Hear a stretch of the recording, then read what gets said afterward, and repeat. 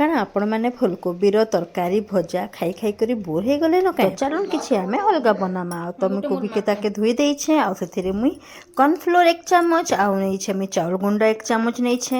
ଆଉ ଇଥିରେ ଏଡ୍ करली जीरा पाउडर 1 चामच, धनिया पाउडर 1 चामच, और ऐड करमा अजवाइन 1 चुटकी, हल्दी पाउडर छोट 1 चामच, लाल कश्मीरी मिर्च छोट 1 चामच, लुण स्वाद अनुसार, आउ दमा आमर अदा लहसुन रो पेस्ट। आउ इता के हमें सब भल करी हमें एबे मिक्स कर दमा। भल के मिक्स करके ताके हमें 15 मिनट लगे ताके हमें रेस्ट छाड़ी दमा। आउ याडे हमें बसे दमा आमर कढ़े। तो कढ़े रे तेल आमर गरम हे गला न। एबे हमें फ्राए करमा गोटे गोटे करके कोबी के हमें तेल रे दमा। कोबी के हमें भर रे क्रंची हेबा तक लाल हेबा तक ताके हमें छामा।